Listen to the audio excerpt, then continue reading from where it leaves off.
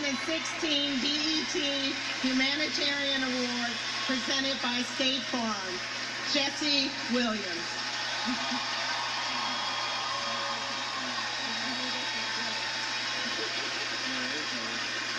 Peace, peace. Thank you, Deborah. Thank you, BET. Thank you, Nate Parker, Harry, and Debbie Allen for participating in that. Before we get into it, I just want to say, I brought my parents out tonight. I just want to thank them for being here, for teaching me to focus on comprehension over career, that they make sure I learn what the schools were afraid to teach us, and also to thank my amazing wife for changing my life. Now, this award, this is not for me. This is for the real organizers all over the country, the activists, the civil rights attorneys, the struggling parents, the families, the teachers, the students that are realizing that a system built to divide and impoverish and destroy us cannot stand if we do. All right? It's kind of basic mathematics. The more we learn about who we are and how we got here, the more we will mobilize. Now, this is also in particular for the black women, in particular, who have spent their lifetimes dedicated to nurturing everyone before themselves.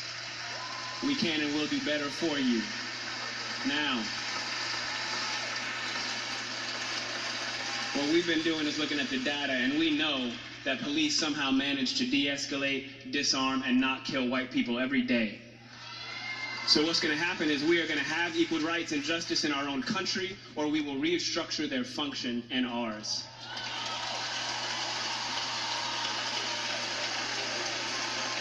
Now,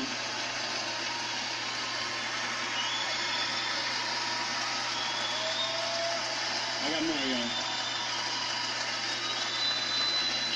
Yesterday would have been young Tamir Rice's 14th birthday.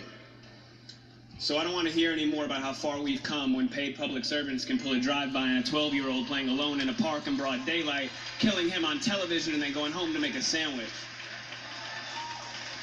Tell Rakia Boyd how it's so much better to live in 2012 than it is to live in 1612 or 1712. Tell that to Eric Garner. Tell that to Sandra Bland. Tell that to Dorian Hunt. Now, the thing is, though, all of us in here getting money, that alone isn't going to stop this. All right? Now, dedicating our lives to getting money just to give it right back for someone's brand on our body, when we spent centuries praying with brands on our bodies, and now we pray to get paid for brands on our bodies. There has been no war that we have not fought and died on the front lines of. There has been no job we haven't done. There's no tax they haven't levied against us, and we've paid all of them. But freedom is somehow always conditional here. You're free, they keep telling us. But she would have been alive if she hadn't acted so free.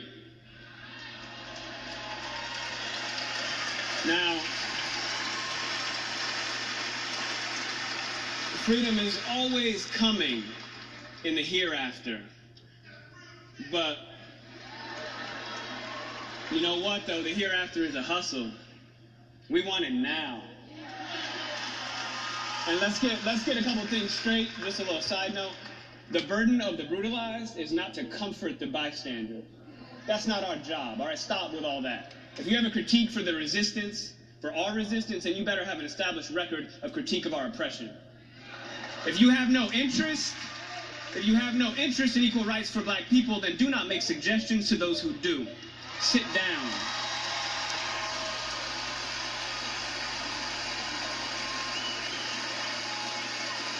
We've been floating this country on credit for centuries, yo.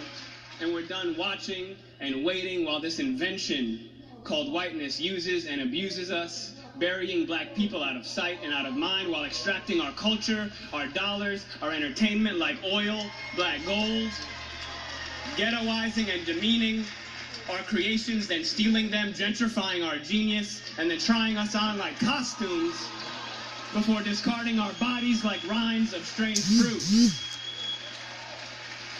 The thing is that just because we're magic doesn't mean we're not real. Thank you.